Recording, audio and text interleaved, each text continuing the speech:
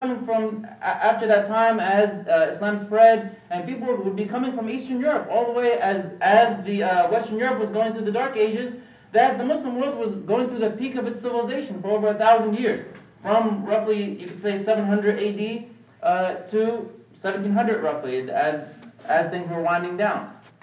So this is something very important to also remember, this tradition that we have of seeking knowledge, and a very rich tradition at that.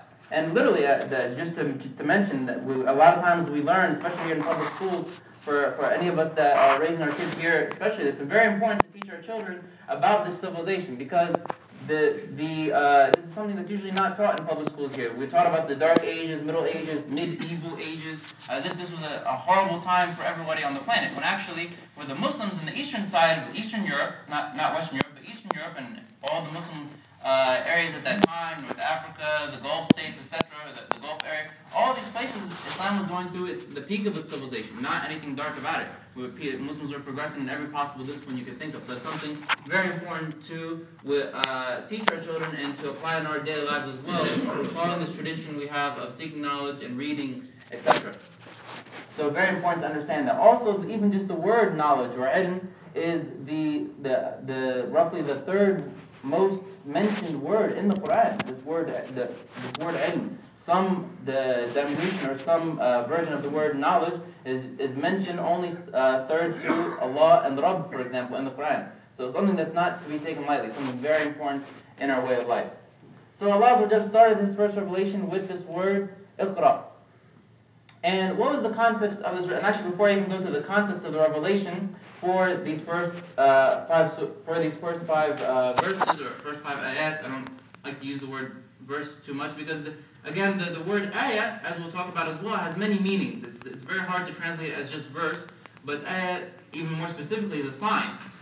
A sign or something that's a symbol for something. So that's a verse is losing a lot of meaning if we translate it like that. But so. In terms of this first revelation, اقرأ باسم ربك الذي خلق.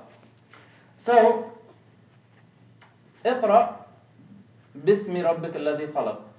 This bit, اقرأ bit, this, and subhanAllah, and I'm not even by any means close to being an expert in the Arabic language, but I can tell you that there's around 15 meanings for this letter bit in the Arabic language.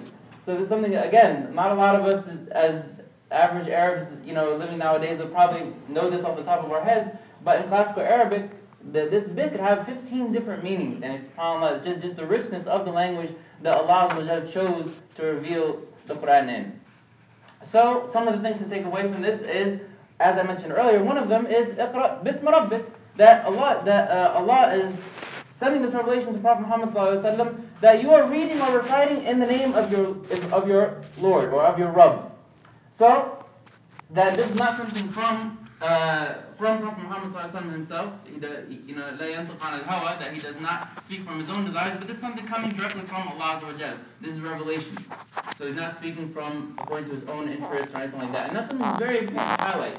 And it shows you a huge difference between the average human being trying to find out the solutions to the society's ills and problems of life, and a messenger getting revelation from above seven heavens. There's a huge difference in that.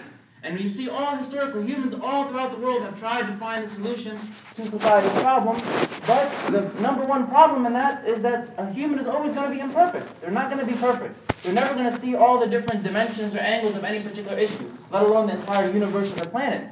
So this is totally different. The average philosopher, whomever trying to figure out the solution to all of society and humanity's problems, would never work, because this person is imperfect. They're always going to have maybe their own interests, put their own interests first, or not, or even if they have a good intention, they're not going to see the picture fully. But Allah is telling Prophet Muhammad ﷺ, "Iqra bism rabbik," that he is reading or reciting in the name of Allah, in the name of his Rabb. And he didn't say "Iqra bismillah," because he could have. And that's something very important. Again, these nuances are very important to pay attention to. It's very critical when you're trying to contemplate the Quran. Why did Allah choose this particular word over this one? And this word Rabb is very different from Allah, which is the proper name of Allah Azza wa Jal. But we also have Bism Rabbik. Not even Bism Rabb or Bismillah or Bismillah Rahim, but Bism Rabbik. And this Rabb comes from the same root for tarbiyah, like growing or cultivating something, like when you put a seed in the ground, for example, and a farmer caringly, takes care of it to let it grow to life. So similar to tarbiyah, which is the Arabic word for like education, you could say, that this caring, it has this caring context to it, not just in the name of Allah or the name of your Lord, as is usually translated, for example, Rabb is usually translated as Lord, but Lord doesn't capture any of this meaning of a caring type of process, for example. Bisma Rabbik, this kaf, for that the person being spoken to directly is Prophet Muhammad sallallahu alaihi wasallam. Iqra bismi rabbik. Alladhi khalaq. Alladhi khalaq. And subhanAllah, Allah Azza wa Jalla is mentioning here, Alladhi khalaq, and because this is one of the most important things, one of the most important attributes of Allah Azza wa Jalla is that He is al-Khaliq. He is the one, He is the creator. Before you can even get into that He is al-Razzaq, and He's the one that sustains, and all of these are also very important attributes, but He's the one that created this human being from nothing. So it's something very important. And this is also important to realize in relation to the surah that came before it, because also many of ulama have talked about the connections between the surahs. So the connection between Surah Al-Alaq or Surah Iqra and the one that came before, Surah Teen, which was very general, that Allah created humankind in the best form, gave it the best potential. He is Ahkam al-Hakimeen. So you see there, for example, in Surah Teen,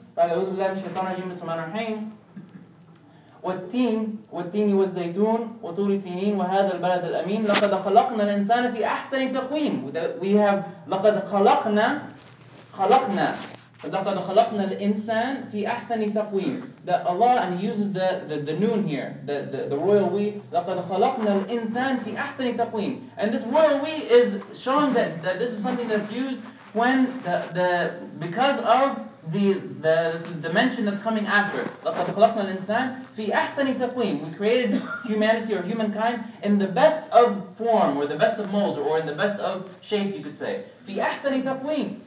That Allah Azza wa Jalla mentioned this. And this is different from how it will be talked about later on, regarding the person that does not do as Allah commands him. Then Allah doesn't say لقد خلقنا, He says it differently, as we'll get to. Also, لقد خلقنا الإنسان في أحسن تقويم ثم رددناه أسفل سافلين إلا الذين آمنوا وعملوا الصالحات فلهم أجر غير ممنون فما يكذبك بعد بالدين أليس الله بأحكم الحاكمين. فما يكذبك بعد بالدين. Who in the world would reject this amazing message that Prophet Muhammad ﷺ is coming with? And then Allah is responding also after that, saying أليس الله بأحكم الحاكمين. This rhetorical question. أليس Allah, is not Allah the best of ones who judge? And so if you see this whole surah, Surah Teen, is very general. That Allah خلق الإنسان في أحسن تقويم. He created humankind in the best of molds, the best of creation. But look at the one who chooses to not follow what Allah has commanded. فَضَدْنَاهُ أَسْفَلَ السَّافِلِينَ. That He will put him at the lowest of the low because of these decisions that this person made. This is general talk. But we go to this surah, in Surah Al-Alaq, and Allah gets very specific. Number one, He's speaking specifically to Prophet Muhammad ﷺ at the beginning of the surah. Also, in general, the surah talks about a very specific case of a person that was definitely sent Asfal al-Safilin. How was he sent Asfal al-Safilin? Because as we'll get to the second half of the surah, it talks about Abu Jahl, one of the biggest enemies of Prophet Muhammad ﷺ, Abu Jahl, who was before Islam, before that he started doing all these things. Among the Arabs, he was known as Abu Hakam. He was known as the father of wisdom. Father meaning like the one, like you would say, that's the guy, that's the wisdom guy, like that's the guy that is full of wisdom. Abu Hakam, he is the guy that's known for his wisdom. That's how he was known before the message of Prophet Muhammad ﷺ. But after he rejected it, and he did all these things against the Muslims and against Prophet Muhammad ﷺ, he was referred to after that as Abu Jahl, as the father of ignorance. Not wisdom, but he was brought to the lowest of the low. Asfal al-Safilin. We went from Abu Hakam to Abu Jahl. So, and this is something to realize also in this surah, in Surah Al-Alaq, that the first half is very much dedicated to issues of seeking knowledge, and Allah taught the humankind with the pen. He taught them that which they did not know. All of this first half, a lot of talk about seeking knowledge and reading, reciting, all these different things. And then the second half, you have a very specific case of a person that, as was mentioned in Surah Teen, that Allah will send a person Asfal al-Safilin when they reject a message like this, like as Abu Jahl did. Now you have a specific example here in Surah Al-Alaq of a person that did just that. A very specific example of what happens to just such a person. So he was brought Asfal al-Safilin. The second half talking all about the situation of when Abu Jahl is trying to do horrible things to Prophet Muhammad ﷺ as he's praying at the Kaaba and things like this. So just to give you a macro level view of the connection between Surah At-Teen and Surah Al-Alaq that we're in right now. The first half of Surah Al-Alaq here, in general Surah Al-Alaq is a lot more specific than giving examples of a lot of the themes that were already mentioned in Surah At-Teen. And also, as we said, the first half of Surah Al-Alaq here, talking about these issues of knowledge, etc. And then the second half, the complete opposite of that. This person that rejected the divine message, and they were brought to the lowest of the low. So, that's a little bit about the connection between the two surahs, and also the general topics that you find in these two surahs. Also, اقرأ باسم ربك الذي خلق خلق الإنسان من علق. What is this alaq? So we have here what many ulama have talked about as a scientific miracle. As we know that many times in the Quran, Allah Azza wa Jal specifically mentions that the humankind was created out of a blood clot, or is created from teen, for example. And this is referring to different things, of course. So we know that Adam alayhi salam, for example, was created from teen, clay, roughly translated, as opposed to the average human being after him is obviously created from a male and female. And this is also one of the miracles of Allah Azza wa Jal, that He creates as He wishes. He created Isa alayhi salam from a mother with no father. He created Adam alayhi salam from nothing, from clay, right? He created Hawa from Eve. You could roughly translate it from Adam. The average human being nowadays is created from a male and a female. So Allah Azza wa Jal, subhanAllah, creates in many different ways. Also, one of His signs that He can do this. So, the alaq, literally translated, you could say as blood clot, as it's normally translated, and this also referring to as the embryo during the time of pregnancy it has this type of shape, that the fetus has this shape as if it's literally clinging, like a clinging blood clot. It's clinging in this fashion. And of course, the Arabs in 7th century Arabia did not know anything about this. They didn't have ultrasound to be looking and seeing what kind of shape the embryo looks like inside the mother's womb. This is obviously something that was not known at the time. So many things like this that were not known at the time of Prophet Muhammad ﷺ also reaffirm this fact that this could not have been something from any human alive at that time, because not only the Arabs did not know, but nobody on the planet knew it at that time. We only have, I think what they call ultrasound in the last 50 years or so. So, اقرأ باسم ربك الذي خلق. So the one that created you, الذي خلق, that He created everything. And Allah didn't say He created humanity or He created this. He left it open. He could have said خلق الإنسان or خلق كل البشر or anything like that. He didn't say that. He said خلق. He left it open. He didn't give a specific object after that. اقرأ باسم ربك الذي خلق. And me leaving it open like that means that He created everything. And subhanAllah, اقرأ باسم ربك الذي خلق, that this one that created everything all around you, this amazing universe that's around you, is obviously able to make you read, even though you are not able to read and write. But He can make you read and write, because this is from Allah Azza wa Jal. اقرأ باسم ربك الذي خلق خلق الإنسان من علق اقرأ وربك الأكرم. Read, recite again, to reaffirm the message. Read or recite, and your Lord is the most generous. Rabbak is the most generous. He's the most generous. So, something also very important there. That Allah Azza wa Jal, He is capable of all things, and if He's the most generous in giving us all these things that we see around us, then obviously it's not anything of a big task for Him to make Prophet Muhammad ﷺ able to read and recite at that time. And basically, I'm sure we all know this, but just as a reminder, the context also for this is that Prophet Muhammad ﷺ used to, obviously we're talking about the first revelation here, prior to this time, what did Prophet Muhammad ﷺ do at this time? He was prior to this first revelation, Prophet Muhammad ﷺ used to come many times to this cave of Hira, that he used to contemplate in this cave of Hira. He used to go many times to this cave, and many ulama have discussed what could he possibly have been contemplating. And some of them talked about what might be the most obvious question, really, because remember, you have about a 600-year gap or so, at least, between Prophet Muhammad ﷺ and the most recent prophet, Sayyidina Isa alayhi salam. So, you had this huge gap. What could he have been contemplating about? So some ulama said maybe he's practicing the basic questions like, what is the purpose of life, things like this. But also many ulama talked about that maybe he was contemplating, as we'll get to in a second, that despite all the amazing things that he was doing at that time, as Khadija mentions herself at the time that he comes back to her from getting this revelation, that they might have not been having the long-term effects that he would have wanted to see in the society. And what do we mean by this? That the ulama said that when he went to this cave, he used to tatahannaf, that he used to try to get away from the evils of society, the evil corruption that was going on at that time.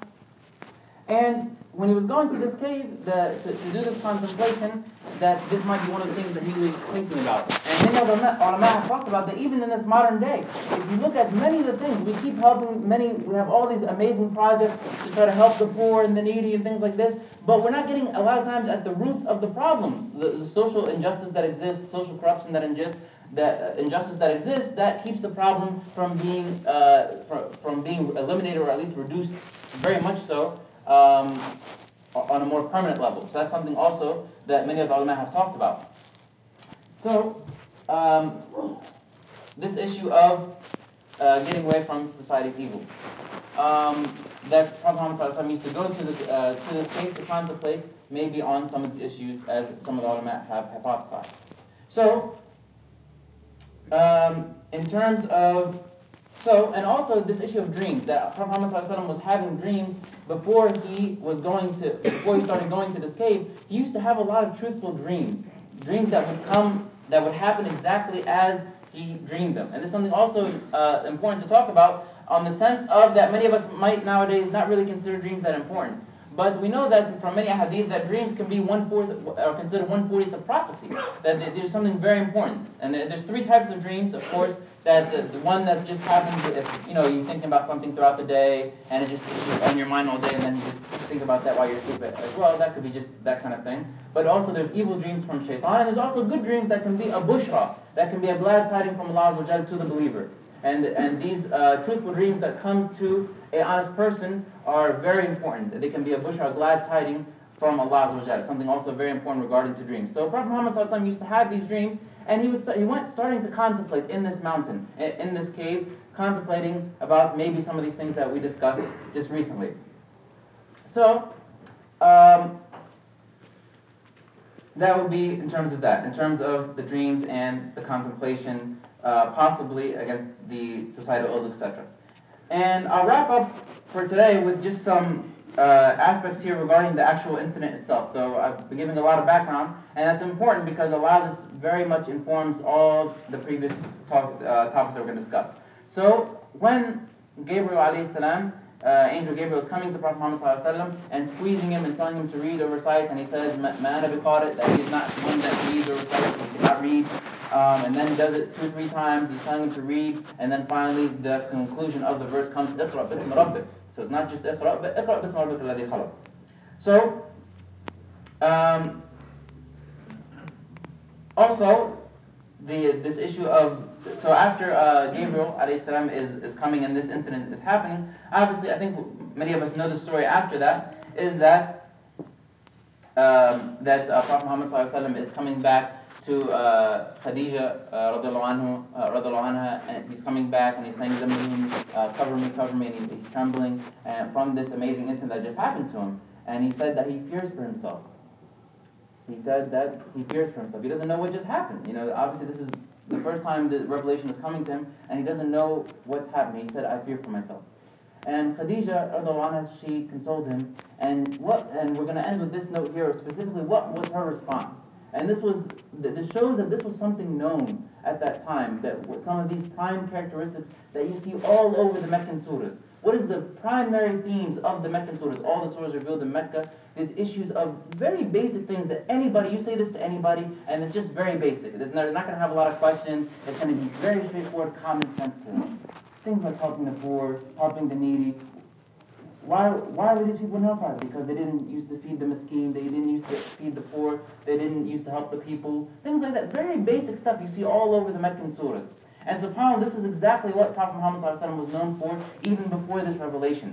And that's why many times all throughout the Quran as well, that Allah gives us examples that some of the people that are most moved by Islam are these people that already had these good characteristics to begin with. And of course, this is not a cut and fast rule of anybody, Allah yahdi man yasha, that Allah guides whom He wills. But this shows that when a person is already having these good characteristics that they like to help the poor and things like that, this shows you that it's not going to be that hard of a person to start believing in Islam when they start seeing that this is the same thing that Islam is calling to as well. So, we'll end with here inshallah, but just to finish the hadith, so that Prophet Muhammad ﷺ came back to Khadija and he's telling her Zammiluni, and she told him that don't worry, Allah will never disgrace you. She said, Kalla. She said, Allah will never disgrace you. Why? What are the specific reasons she mentioned? She said that you maintain the ties of kinship, you speak the truth, you help the poor, and you're generous to your guests. And these are a lot of the very similar Meccan themes that are mentioned in many of the Meccan surahs in the Quran.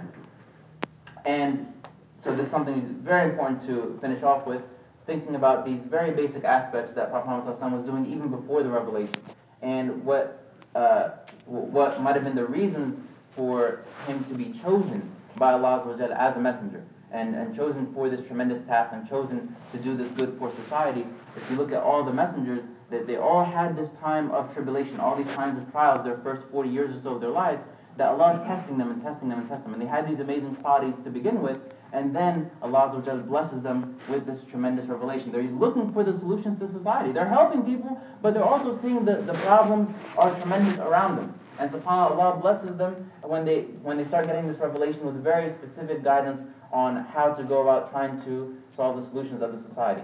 So, أقول قولي هذا وأستغفر الله لي ولكم والله أعلم.